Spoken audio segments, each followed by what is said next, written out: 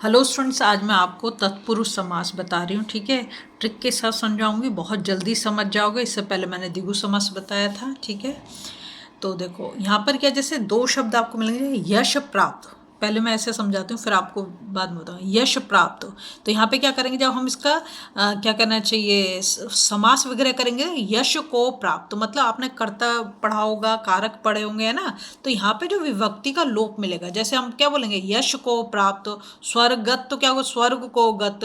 परलोक गमन तो परलोक को गमन। क्या बीच में को लगा दिया मैंने, है ना। तो को क्या है, इसकी विभक्ति है। अब समझो क्या है, जहां पूर्व पद मतलब पहला वाला जो यश है गौण अथवा प्रधान नहीं होता, और उत्तर पद मतलब दूसरा वाला जो प्राप्त है अंतिम पद प्रधान होता है, तो दूसरा वाला प्रधान है, वहां तत्पुरुष समास होता है। इसके साथ ही तत्पुरुष समास में समस्त पद बनाते समय विभक्ति चिन्हों का लोप हो जाता, मतलब उसको नहीं लिखेंगे।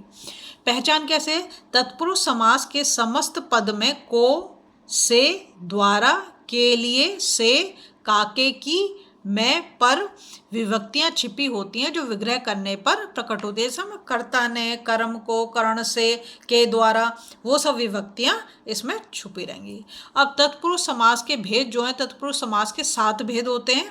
देखो, भेद तो आपसे कोई पूछता नहीं, सिर्फ ऐसे ही पूछेंगे जो आता है क्वेश्चन के, बताओ कि इसका एग्जाम्पल दे दो, या उन्होंने दे दिया है आपको तो उसको बोलेंगे उसका समास विग्रह करके दो। दो ही तरीके से क्वेश्चन पूछा जाता है, फिर भी आपको पता होना चाहिए। तो पहला जो रखा, कर्म तत्पुरुष, कहते ना कर्ता ने कर्म को, क्या बोला मैंने, कर्ता ने, कर्ता तो है नहीं यहाँ पर, कर्म को इसमें क्या विभक्ति आएगी, को। जैसे यश प्राप्त, यश को प्राप्त, ये आ गई विभक्ति। ठीक है, स्वर्गत, स्वर्ग को गत। परलोक गमन, परलोक को गमन। तो अगर विभक्ति आ रही है, जब उसका समास विग्रह कर रहे हैं, तो आपको समझ जाना चाहिए कि कौन सा है, ये कर्म। इसके बाद आता करण तत्पुरुष। यहाँ पे लिखा हस्त लिखित, यहाँ पे हस्त से लिखित, तो यहाँ पे विभक्ति क्या हो गई, से। स्वरचित, स्व के द्वारा रचित, या तो से या तो के द्वारा। स्व मतलब अपने आप, ठीक है, खुद ने लिखा है। रेखांकित मतलब रेखा से अंकित, जो हम अंडरलाइन कर देते ना उसको। तो यहाँ पर तुमने देखा, यहाँ पर कौन सी विभक्ति आ गई, या तो से आ रही है या तो के द्वारा आ रही है। जो कर्म तत्पुरुष था उसमें को आ रही थी। ठीक है, हम जाएंगे नेक्स्ट पेज पर। देखो यहाँ पर है संप्रदान तत्पुरुष, ये लो पाठशाला, तो क्या करा, पाठ के लिए शाला। यहाँ पर जो विभक्ति है क्या, के लिए, पाठ के लिए शाला।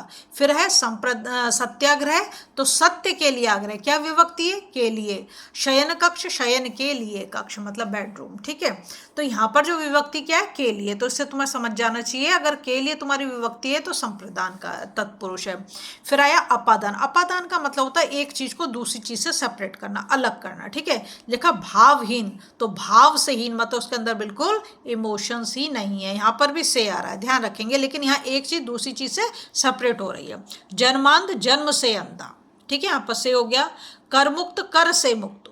ठीक है, तो यहाँ पर से विभक्ति।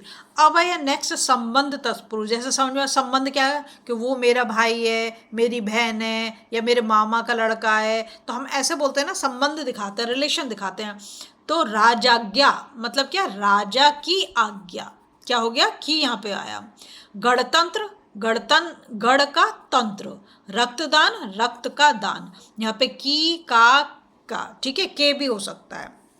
तो ये संबंध बता रहा है एक का दूसरे के साथ। नेक्स्ट आता है हमारा अधिकरण तत्पुरुष।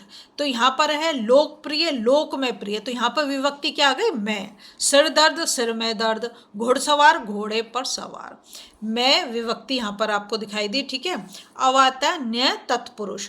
तो यहाँ पर जो है हमारा असत्य मतलब जो चीज़ सही नहीं है, न सत्य। अयोग्य, न योग्य, ना, यहाँ ये दिख रहा है तुम्हें ना, और यहाँ पर जब हम उसका समास विग्रह कर रहे हैं तो क्या आ रहा है, ना ही आ रहा है ना। अविश्वास, ना विश्वास, समझ में आ गया। अब कुछ अन्य उदाहरण देखो। दोष मुक्त, तो दोष से मुक्त मतलब जिसके अंदर कोई दोष ही ना हो। गुणयुक्त मतलब गुणों से युक्त, मतलब बहुत उसके अंदर क्वालिटीज होंगी, है ना। नेक्स्ट है हथकड़ी। हथ का मतलब हाथ, हाथ के लिए कड़ी पुलिस लगा देती है, तो के लिए विभक्ति हो गई। रोग मुक्त, रोग से मुक्त, मतलब ये क्या हो गया, तो अपादान हो गया सीधा सीधा, क्योंकि एक चीज दूसरी चीज से अलग हो रही है। भारत रत्न, भारत का रत्न। आनंद मग्न, आनंद में मग्न। शांति दूत, शांति के लिए दूत। ऋण मुक्त, ऋण से मुक्त। मन माना, मन से माना। ठीक है। मरणासन, मरण को पहुंचा हुआ, मतलब मरने वाला ही है। अगर आपको वीडियो पसंद आ रही है ना, प्लीज़ लाइक शेयर सब्सक्राइब कर दें, फॉलो जरूर कर दें।